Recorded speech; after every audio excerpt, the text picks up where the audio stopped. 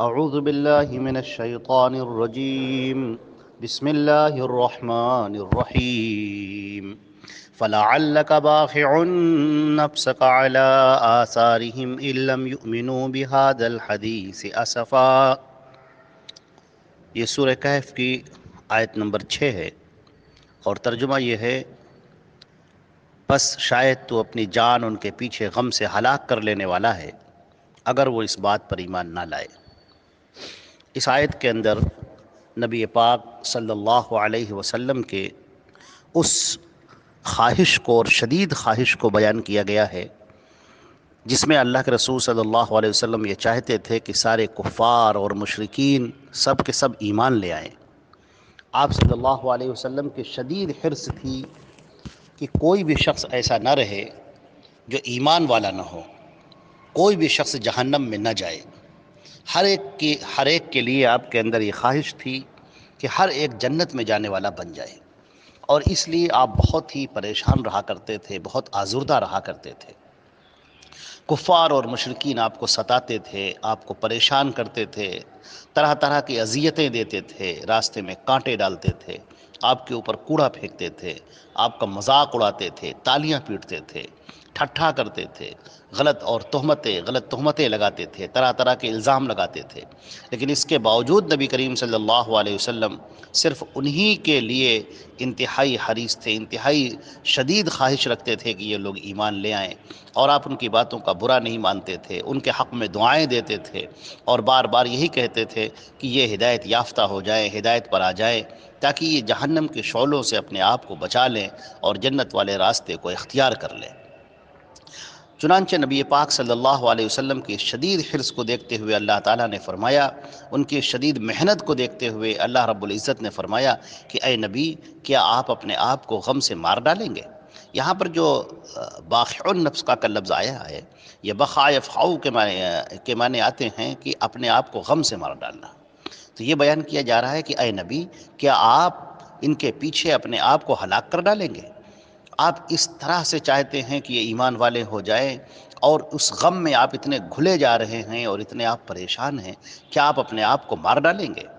کیا اپنی جان لے لیں گے آپ اگر یہ اس حدیث پر ایمان نہیں لا رہے ہیں، اگر یہ اس قرآن پاک پر ایمان نہیں لا رہے ہیں؟ افسوس کی وجہ سے، غم کی وجہ سے آپ اپنے آپ کی جان لے لیں گے؟ نبی پاک صلی اللہ علیہ وسلم کس طرح سے اپنے آپ کو رنج اور غم میں آپ گھلتے رہتے تھے، اور کس طریقے سے آپ کے اوپر یہ چیز سوار رہتی تھی کہ بس یہ لوگ جہنم سے نکل جائیں اور جہنم کے شعلوں سے بچ جائیں اور جنت کے اندر داخل ہو جائیں۔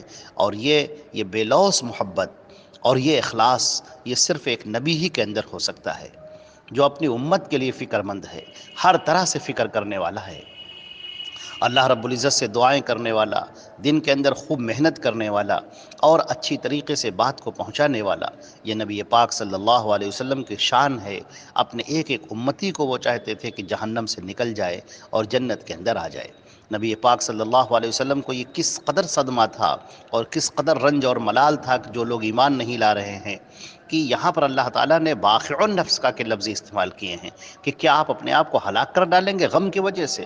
کیا اس رنج و غم میں گھل کر آپ جو ہے دنیا سے چلے جائیں گے؟ آپ اس طرح سے کیوں سوچ رہے ہیں؟ آپ یاد رکھیں کہ ہدایت دینے والا اللہ ہے، تمہارا کام پہنچا دینا ہے۔ لوگ مانیں گے، بہت سے لوگ بات کو نہیں مانیں گے، آپ اپنے آپ کو رنج و غم میں گھلائیں نہیں۔ نبی پاک صلی اللہ علیہ وسلم کی اس کیفیت کو حضرت ابو ہریرہ رضی اللہ تعالیٰ عنہ نے فرمایا کہ اللہ کے رسول صلی اللہ علیہ وسلم نے فرمایا: ان مثلی ومثل الناس كمثل رجل استوقد نارا فلما اضاءت ما حوله جعل الفراش هذه الدواب التي تقع في النار يقعن فيها۔ یہ پوری روایت ہے، بخاری کی بھی روایت ہے اور مسلم کی بھی روایت ہے، بخاری کتاب الرقاق کی روایت ہے اور مسلم کی بھی روایت ہے۔ یہ نبی کریم صلی اللہ علیہ وسلم نے فرمایا کہ میری اور لوگوں کی مثال اس شخص کی طرح ہے جس نے ایک آگ خوب بھڑکائی، اور جب اس کے ارد گرد کو روشن کر دیا تو پروانے اور اس طرح کے جو پتنگے ہوتے ہیں وہ آ کر اس آگ میں گرنے لگے۔ اب وہ اس میں گر رہے ہیں اور وہ شخص انہیں روک رہا ہے، مگر وہ زبردستی اسی آگ میں گرے جا رہے ہیں۔ تو میں میری مثال، میں آگ سے بچانے کے لیے تمہاری کمر کو پکڑنے والا ہوں اور تم زبردستی اس میں گرتے جا رہے ہو۔ نبی پاک صلی اللہ علیہ وسلم فرماتے ہیں کہ میں تمہاری کمر سے پکڑ پکڑ کر تم کو جہنم سے نکال رہا ہوں، لیکن تم اسی پرندوں پتنگوں کی طرح تم اسی کے اندر گرتے جا رہے ہو، گرتے جا رہے ہو۔ میں جہنم کے راستے سے تم کو روکتا ہوں اور تم ہو کہ اسی جہنم کے راستے پر گرے جاتے ہو۔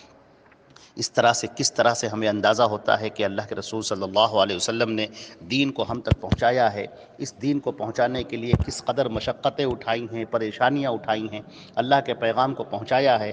آج ہم اطمینان سے اپنے گھر کے اندر بیٹھے ہوئے ہیں، سکون سے بیٹھے ہوئے ہیں، اس دین کو ہم نے پا لیا ہے، لیکن ہم کس قدر دور ہیں اس دین پر عمل کرنے سے۔ ہماری نمازیں، ہمارے روزے، ہمارے ذکر، ہمارا اذکار، ہمارے قرآن پاک سے دوری، حدیثوں سے دوری کس قدر ہوتی چلی جا رہی ہے۔ ہم اسی دنیا کے اندر مگن ہو گئے ہیں اور آخرت کی فکر سے بالکل بے پرواہ ہو گئے ہیں۔ نبی پاک صلی اللہ علیہ وسلم نے دیکھا تھا کفار اور مشرکین کو کہ وہ اللہ کو چھوڑ کر دوسروں کی عبادتیں کر رہے ہیں، غلط راستے پر پڑے ہوئے ہیں، اسی دنیا کی زندگی کو سب کچھ سمجھ رہے ہیں، اسی کے اندر ساری تگ و دو ہے، ساری محنتیں ہیں۔ آپ صلی اللہ علیہ وسلم رنج سے گھل رہے تھے، غم سے گھلے جا رہے تھے، اور آپ ان کو بتا رہے تھے کہ نہیں، سیدھا راستہ کیا ہے، جنت کا راستہ کیا ہے، اور سچائی کا راستہ کیا ہے۔ اور جب وہ ایمان نہیں لا رہے تھے اور اس آپ کی باتوں پر عمل نہیں کر رہے تھے تو آپ کو کس قدر تکلیف تھی۔ آج ہمیں سوچنا چاہیے کہ ہم اللہ کے رسول صلی اللہ علیہ وسلم کی باتوں پر عمل کرنے سے کس قدر دور ہیں۔ اگر نبی پاک صلی اللہ علیہ وسلم ہماری اس حالت کو دیکھ لیتے تو آپ کو کس قدر تکلیف ہوتی۔ اگر ہماری یہ صورتحال دیکھتے کہ اذانیں ہو رہی ہیں اور ہم بیٹھے ہوئے ہیں، رمضان آ رہا ہے اور ہم روزے نہیں رکھ رہے ہیں، رمضان کے روزے ہم چھوڑے دے رہے ہیں اور آرام سے کھا پی رہے ہیں، کوئی ہم کو فکر نہیں ہے، نہ اللہ کی فکر، نہ اس کے رسول کی فکر، نہ قیامت کے دن کی فکر، نہ مرنے کے بعد کی زندگی کی فکر، تو اللہ کے رسول صلی اللہ علیہ وسلم کو کس قدر دکھ ہوتا، کس قدر افسوس ہوتا۔ اچھا، اس روایت سے ایک بات اور معلوم ہوئی، اس آیت سے ایک بات اور معلوم ہوئی کہ قرآن پاک کو یہاں پر حدیث کہا گیا ہے۔ اللہ رب العزت نے حدیث کا لفظ قرآن پاک کے لیے بھی استعمال کیا ہے اور نبی پاک صلی اللہ علیہ وسلم کی گفتگو کے لیے بھی استعمال فرمایا ہے۔ سورہ تحریم میں نبی کریم صلی اللہ علیہ وسلم، اب یہ جو حدیث کا لفظ ہے تو حدیث کے معنی قرآن پاک کے بھی آتے ہیں اور نبی پاک صلی اللہ علیہ وسلم کی بات کے بھی آتے ہیں۔